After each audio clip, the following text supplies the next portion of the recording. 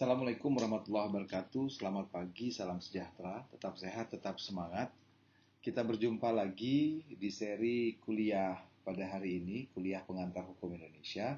Dan di pertemuan ini saya akan menjelaskan soal sejarah tata hukum Indonesia. Perlu kita ketahui bahwa bicara soal tata hukum Indonesia, tentu saja kita akan melihat nanti beberapa periodisasi waktu. Mulai dari sebelum kemerdekaan, pasca kemerdekaan, dan sampai pada kondisi saat ini. Nah, saudara-saudara, pada dasarnya memang bicara soal tata hukum tentu saja selalu ada perkembangan, selalu ada perubahan-perubahan. Nah, perubahan-perubahan ini pasti akan dilakukan apabila aturan-aturan yang ada tersebut itu dianggap sudah tidak sesuai lagi dengan tujuan hukum, kemanfaatan, keadilan, maupun kepastian hukum. Nah, kita akan lihat dari sisi sejarah tata hukum Indonesia, mulai dari periodisasi sebelum kemerdekaan sampai pada periodisasi setelah kemerdekaan. Saudara-saudara, bicara tata hukum Indonesia, pada dasarnya kita akan melihat sejarah tata hukum Indonesia itu dalam dua periodisasi waktu. Yang pertama yakni periode sebelum kemerdekaan, artinya sebelum 17 Agustus 1945, dan periode yang kedua adalah periode setelah 17 Agustus 1945. Nah, saudara-saudara, sejarah tata hukum Indonesia jika kita mengacu pada zaman pra kemerdekaan atau sebelum kemerdekaan atau sebelum 17 Agustus 1945, kita bisa membagi lagi menjadi beberapa masa. Yang pertama adalah kita bisa masuk di masa yang pertama adalah di masa POC atau biasa kita kenal dengan nama Verenigde Oost-Indische Compagnie.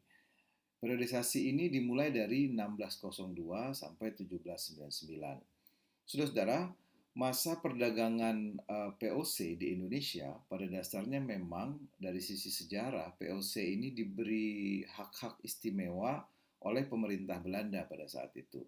Nah, hak istimewa yang diberikan pemerintah Belanda ini salah satunya adalah apa yang dikenal dengan istilah hak oktrooi. Hak oktrooi ini, saudara-saudara, menyangkut monopoli dalam proses pelayaran dan perdagangan.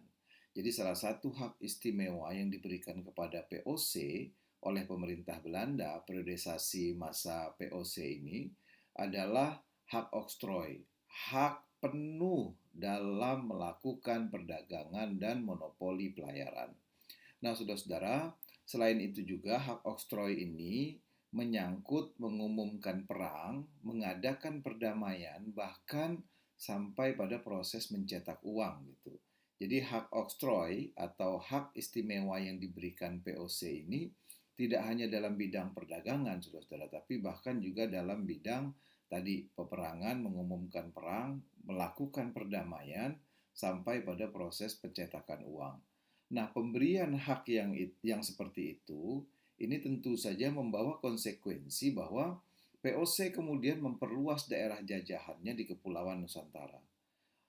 Tentu saja, saudara-saudara, perluasan jajahan ini pada dasarnya memang dilakukan oleh POC untuk betul-betul memperbesar profit atau keuntungannya, di mana POC dalam sejarah, Anda bisa membaca nanti sejarah di masa prakemerdekaan itu, aturan-aturan yang dibuat oleh POC itu, saudara-saudara, memang terkesan memaksakan kehendak. Dan aturan-aturan ini memang dibawa dari negeri asalnya, dari Belanda, yang dimana pribumi itu dipaksa untuk mentaati dan mengikuti aturan-aturan yang dibentuk oleh POC tersebut. Nah, aturan-aturan yang dipaksakan ini, saudara-saudara, salah satu aspeknya adalah dalam bidang perdagangan. Dan ini diterapkan dalam kapal-kapal dagang yang ada. Jadi dalam bidang perdagangan, aturan-aturan yang dibentuk oleh VOC ini memang aturan-aturan yang berasal dari negaranya, yang kemudian dipaksa penduduk pribumi untuk melaksanakan aturan tersebut. Nah, saudara-saudara, ketentuan hukum tersebut sebenarnya sama dengan hukum Belanda kuno yang sebagian besar itu merupakan hukum disiplin. Dalam perkembangannya kemudian, saudara-saudara, Gubernur Jenderal Peter Bot pada saat itu diberi kewenangan untuk membuat peraturan dalam rangka penyelesaian berbagai macam masalah dalam lingkungan pegawai-pegawai yang ada di POC. Di daerah-daerah yang dikuasai POC pun Gubernur Jenderal ini diberikan kewenangan untuk itu. Kecuali itu, saudara-saudara, Gubernur Jenderal Peter Bot ini juga diberikan kewenangan dalam mengatasi persoalan-persoalan memutus perkara-perkara perdata maupun pidana. Jadi memang kewenangannya begitu besar, kewenangan Gubernur Jenderal Peter Bot ini begitu besar tidak hanya dari aspek hukum keperdataan pada saat itu, artinya memutus perkara-perkara perdata, tapi juga perkara-perkara pidana. Selain itu, saudara-saudara, juga menyangkut hal dalam lingkungan pegawai-pegawai POC di daerah yang dikuasai oleh POC pada saat itu. Nah, pada dasarnya setiap peraturan yang dibuat pada saat itu saudara-saudara diumumkan. Akan tetapi memang pengumumannya tidak disimpan dalam arsip. Artinya sesudah diumumkan kemudian dilepas serta tidak disimpan dengan baik. Jadi proses arsip pada saat itu memang belum ada sehingga pengumuman-pengumuman itu tidak disimpan dan diarsipkan sesudah diumumkan. Nah, saudara-saudara, dari sisi sejarah memang ini menarik bagaimana tata hukum ini karena ketidaktertiban dalam arsip tadi sehingga akhirnya tidak diketahui lagi peraturan mana yang masih berlaku dan mana yang tidak berlaku. Nah, keadaan yang seperti itu kemudian saudara-saudara menimbulkan niat bagi POC untuk mengumpulkan pengumuman-pengumuman. Jadi setelah melihat bahwa wah ini begitu tidak diarsipkan dengan baik, agak kerepotan juga gitu. Akhirnya POC pada saat itu berupaya untuk mengumpulkan pengumuman-pengumuman yang pernah ditempel itu, karena selama ini sebelumnya gitu ya, pengumuman yang ditempel itu kemudian hilang begitu saja.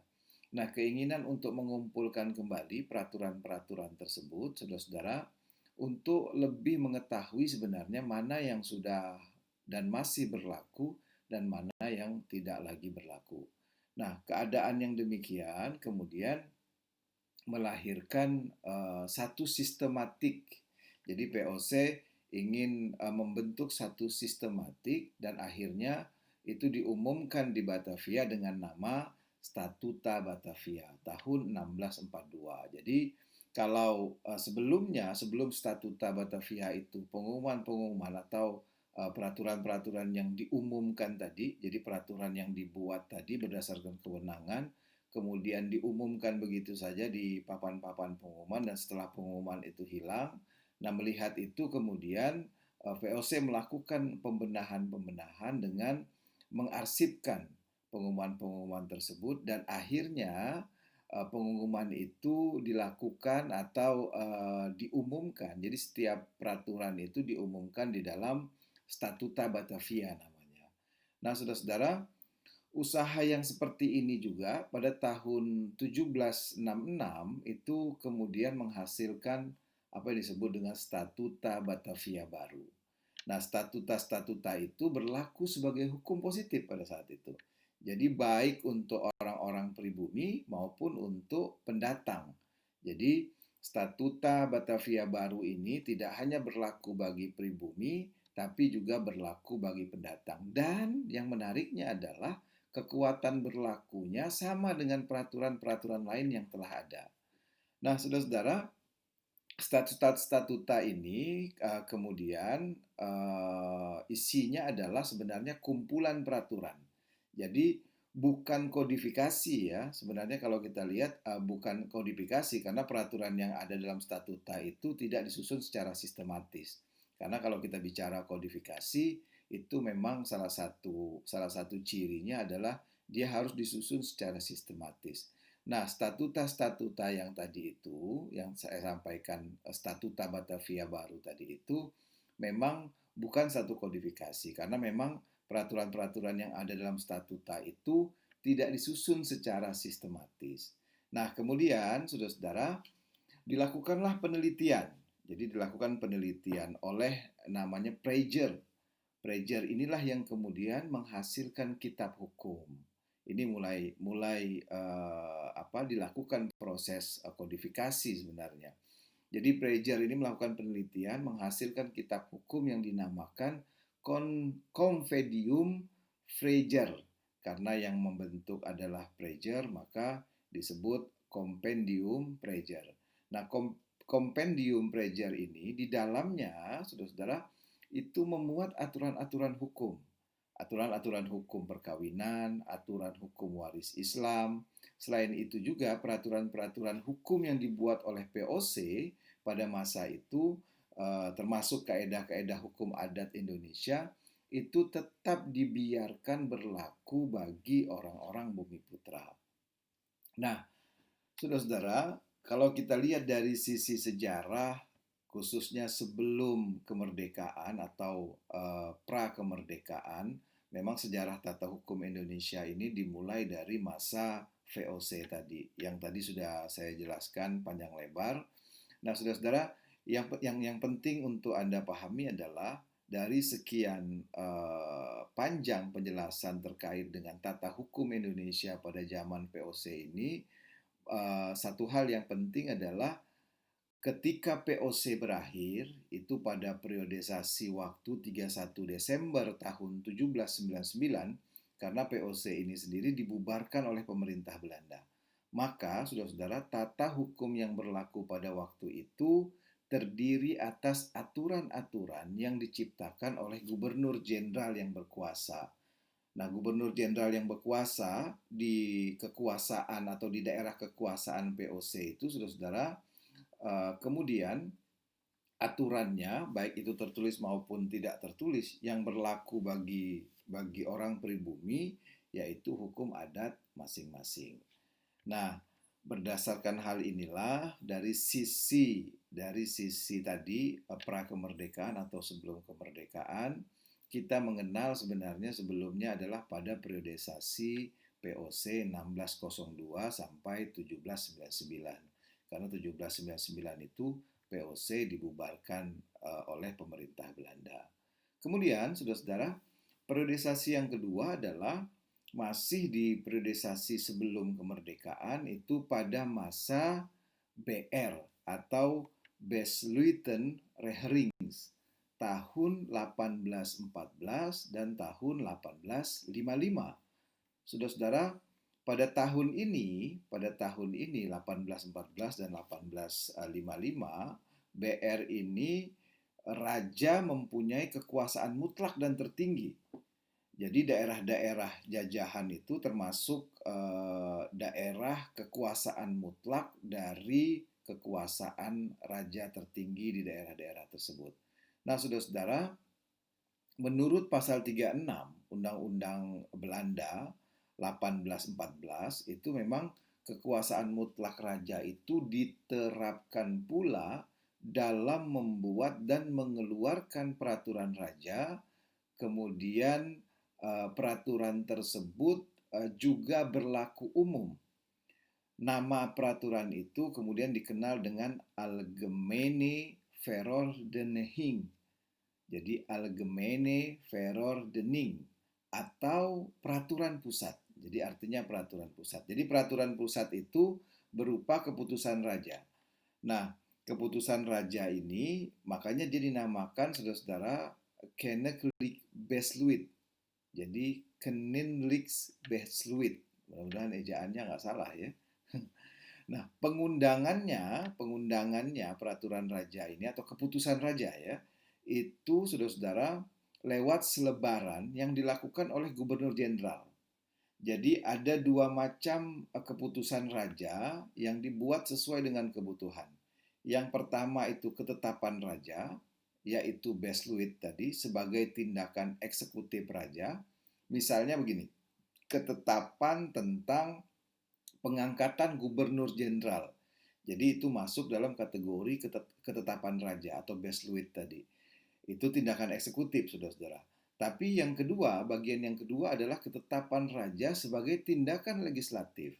Misalnya bentuknya adalah tadi Algemene Verordening atau Algemene Maatregel van Bestuur atau AMVB biasanya disingkat begitu di negeri Belanda.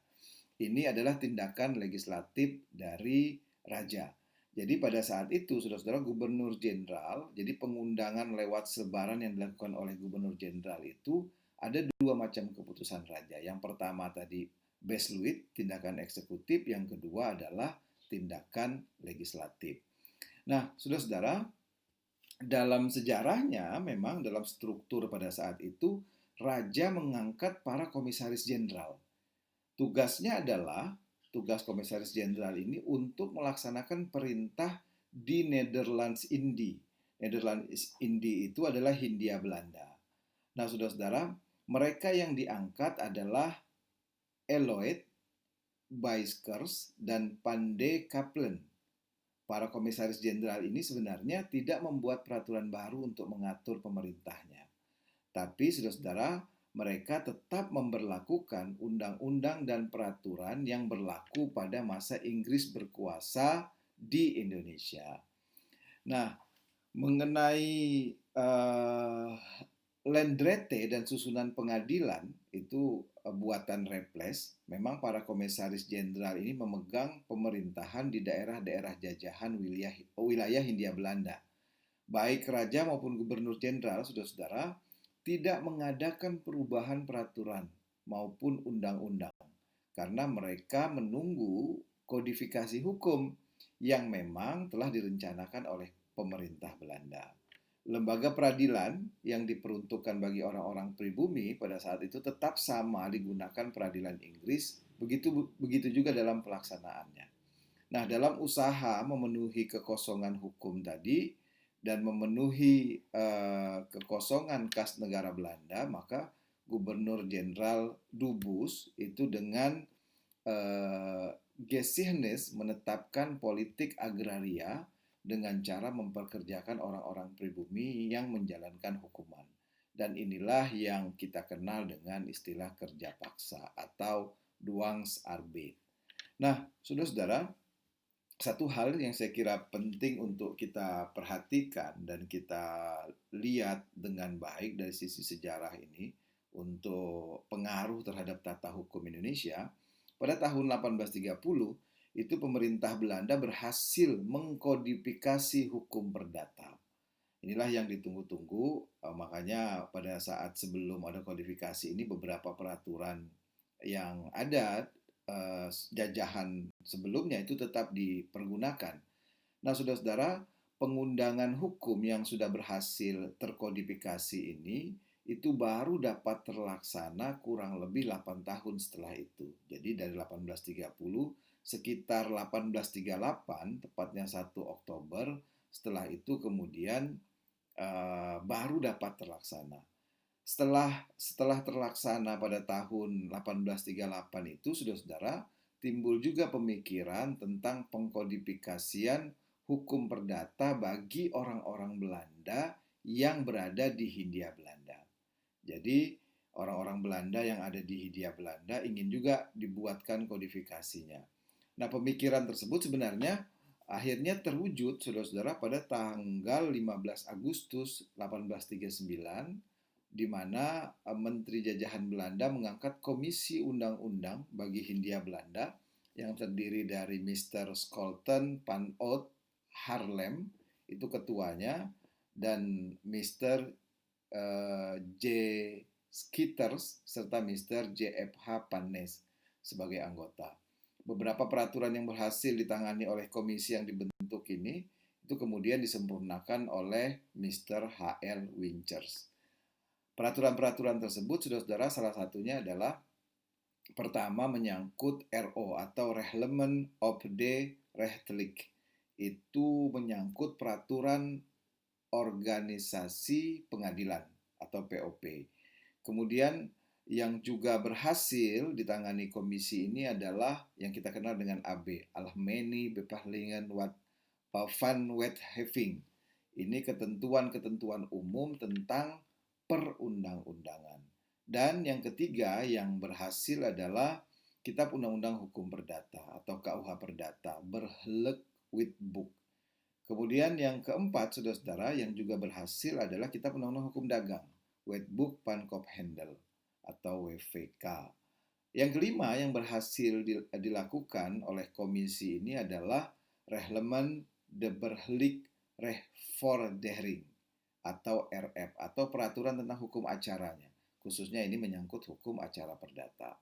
Nah, saudara-saudara, semua peraturan-peraturan tersebut itu yang menyempurnakannya adalah Mr. H.L. Wichers. Diundangkan berlaku di Hindia Belanda sejak 1 Mei 1848 melalui Statblad 1847.52.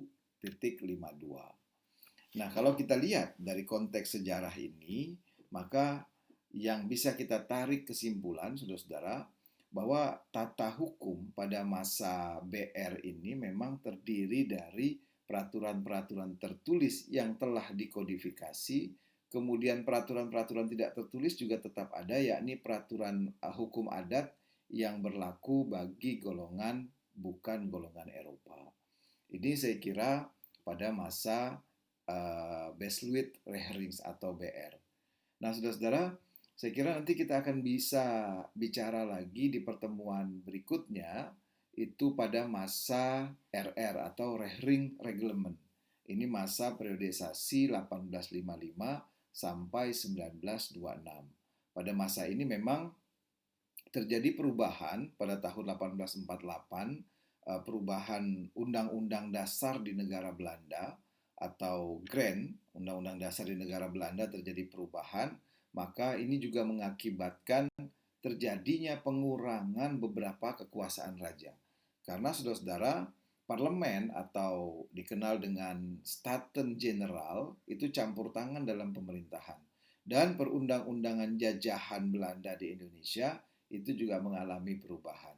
Perubahan penting sebenarnya salah satunya adalah menyangkut perubahan di dalam pasal 59 ayat 1, ayat 3, dan ayat 4 Grondwet, di mana isinya di ayat 1 itu disebutkan raja mempunyai kekuasaan tertinggi atas daerah jajahan dan harta kerajaan di bagian dari dunia.